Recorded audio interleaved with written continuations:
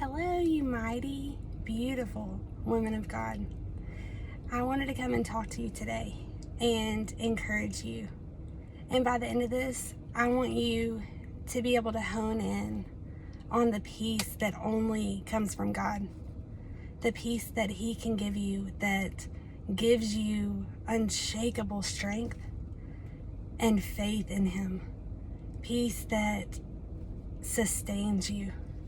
And He can do that. And so I just wanted to share a few things with you on how I'm able to seek peace and pursue it in everything I do and in every single day, in every circumstance, no matter what's thrown my way. And I want to share that with you so that it will help you to obtain that in Christ. And so, because when you have peace, the peace that only God gives you, you are so mighty. And you can stand and face anything the enemy throws at you, anything life throws at you. You become so powerful because the enemy doesn't want you to have peace. He wants you to face life's hardest battles and not have peace, because if you don't have peace, you're broken. You're just unable to get back up. And so I want to share a few things with you today.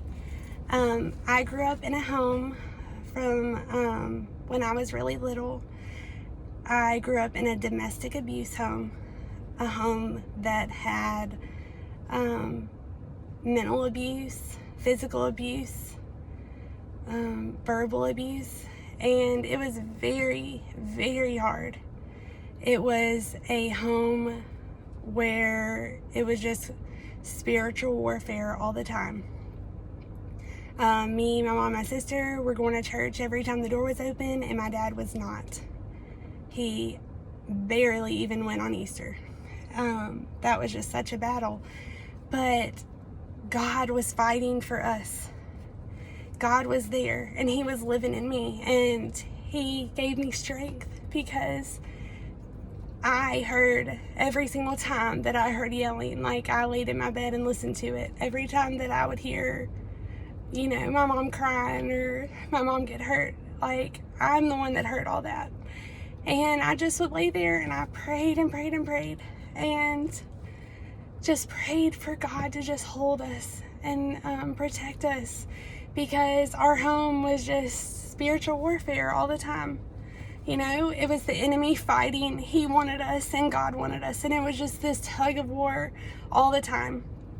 And I remember, I've always, my whole life, I've always felt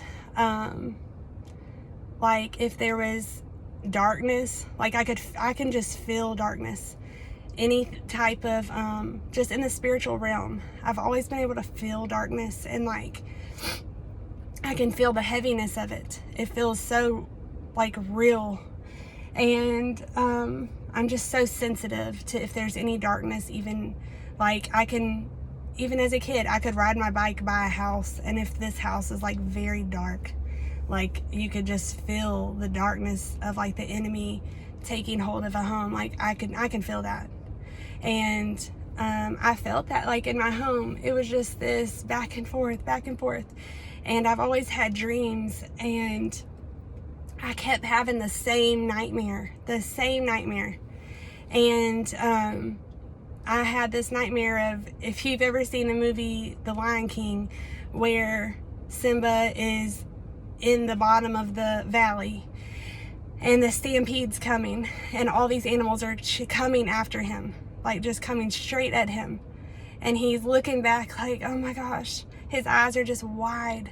And that was a dream I had. It was me, and it was elephants coming at me, just a stampede. And I remember I would wake up and I would go to the restroom across the hall from my bedroom, and I was fully awake, and it was still happening. I could still see it. And the enemy was just, it just felt like turmoil. And he was just fighting so hard to get a hold of me. He just wants to steal, kill, and destroy us. He wanted to destroy my faith in God, destroy my hope, my peace, everything, my joy. When you're a child, you just have this childlike faith, this joy, and he wanted to take that all away. And he couldn't take that. Like, God had me in the palm of his hand, and the enemy wasn't going to touch that. He was not going to take me from God. And from a very young age, God became my father, because there's a verse, it says, although my mother and father forsake me, the Lord will take me up as his own. And God became my dad. And I would talk to him like a child would a father. I would just tell him anything that was going on. I didn't have to sit there and pray, because it's an ongoing conversation with God. That's what God wants from us, is a friendship-like conversation where it's just like, Dad, I need your help with this. This person at school is being mean to me. Or, Lord, I just need help with this or that. Like, he just wants this ongoing conversation.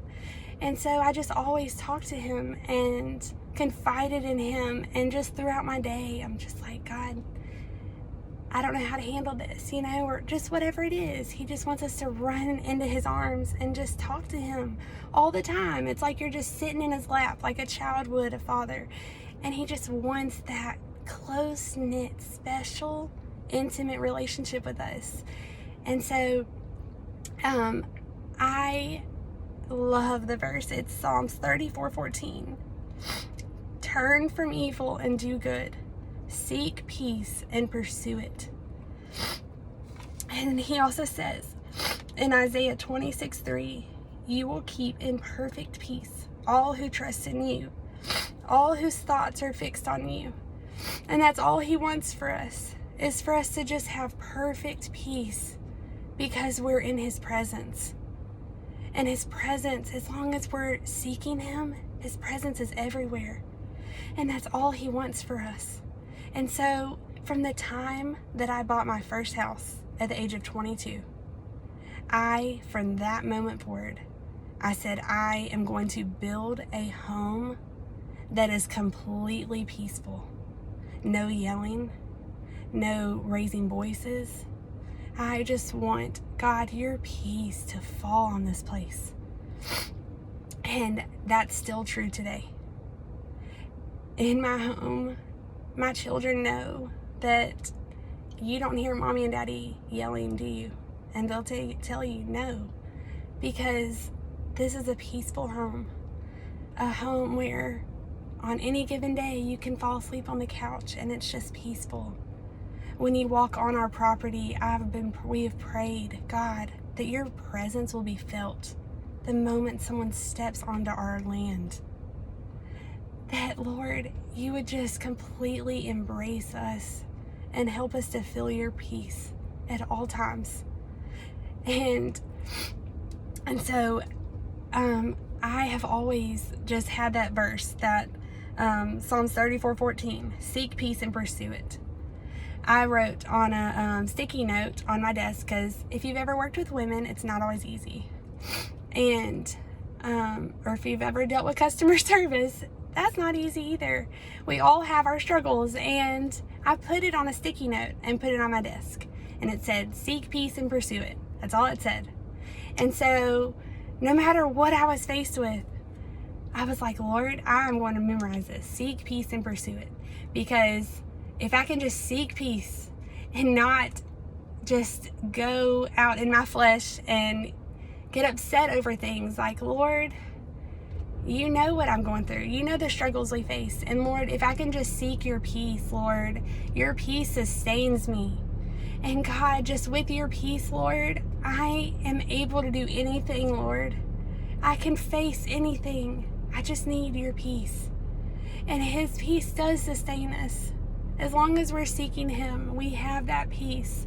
And I just pray that no matter what you're facing in life, that God's peace would just rain on you, that it would be tangible, and that you would feel it all around you, and that he would just completely embrace you and take you in. No matter what you're going through, that he will just carry you carry you through it, because sometimes we're not strong enough to do everything on our own. We weren't made to do this life on our own. And so I just pray that you will just lean into him and feel him carrying you, because he is able. You cannot do this on your own. And I just hope that if you don't have peace in your life, if you don't have a peaceful home, that you would just start praying and asking God to change that, because we don't have to wait. He can do that in an instant. Just seek him and he will just take over from there, because he wants you to have that peace in your life. I know this might sound crazy, but this is something I live by. This is my motto, is there is no one and nothing worth having a bad day over. I know that sounds crazy, but that is what I live by, because even if I have a death in the family, or just something, just you lose your job, no matter what happens, you can still find joy in that day. You can still find something to just find joy about in that day. And it can be something as small as, Lord, thank you for a meal today. Thank you for a beautiful blue sky. Thank you for just my health. Like anything, you can find joy in that day. And you can find something to help you get through and not just dwell on whatever's happened that day, because he wants you to have joy. He wants you to have peace. And it's just so important for you to have that every single day. It's so important. That's what helps us to keep going and keep getting through, because we are so extremely loved and he cares so deeply about you. And God also says in 1 Peter 5:7, give all your worries and cares to God, for he cares about you. He wants us to just lay it all at his feet. Whatever's burdening you, whatever is so difficult. If you also are dealing with domestic abuse, and I pray you're not, or if you're dealing with any type of abuse or anything that's just burdening you, leave it at his feet. And if you need to find a way out of whatever your situation is, ask him. He will answer. God is not silent. He speaks to people. It takes us just to listen to him. And so I just pray a blessing on you today. I pray, Lord, that you would bless my friends today and just help them to understand who you are and how great you are, Lord, and that you just have so much to give us, so much peace that you want to share with us, Lord. And I just thank you for each of these mighty women of God.